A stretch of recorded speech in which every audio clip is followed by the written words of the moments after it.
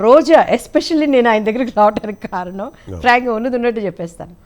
రోజా టీడీపీలో నుంచి బయటికి వెళ్ళిపోయి ఆమె అప్పుడు కాంగ్రెస్ రాజశేఖర రెడ్డి గారి దగ్గర చేరినాక ఆయన ఇష్టానికి మాట్లాడేది అనమాట.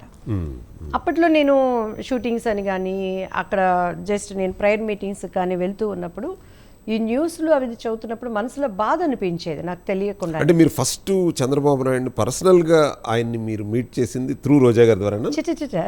లేదండి, నేను నా మనసులో ఆ అమ్మాయి మాట్లాడేదానికి తెలియకుండానే నాకు కౌంటర్లు వెళ్ళిపోయాయి. న్యూస్ లో వింటూ ఏంటి ఈయన ఇలా మాట్లాడుతుంది, ఈయన ఇంత చేశారు కదా అని నాకు తెలియకుండా నా మైండ్ వాయిస్ మాట్లాడుతూ ఉండేది. అటువంటి టైంలో నాకు అంబికా కృష్ణ గారు ఒకసారి కాల్ చేశారు. ఈటీవీలో ఒక ఇంటర్వ్యూ చూశాను దివ్యమ్మ, అప్పుడు కన్నా ఇప్పుడు చాలా చక్కగా ఉన్నావు, నువ్వు ఏం చేస్తున్నావమ్మా అన్నారు. అంటే సో అండి పిల్లలు చదువుతున్నారు అని నేను చెప్పాను. చెప్పినప్పుడు ఆయన ఏమన్నారంటే పాలిటిక్స్కి రావచ్చు కదా అని అన్నారు. ఊరుకోండి సార్, నేనేంటి పాలిటిక్స్ అని చెప్పాను అన్నాను. లేదు టీడీపీలో నువ్వు జాయిన్ అవ్వు అని అన్నారు.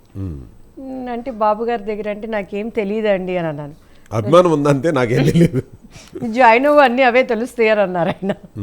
అంతేనండి, బాబు గారి దగ్గరికి వెళ్ళటం, ఫస్ట్ టైం ఆయన చూడటం, చాలా ఆయన అసలు గర్వం లేని మనిషి అండి ఆయన.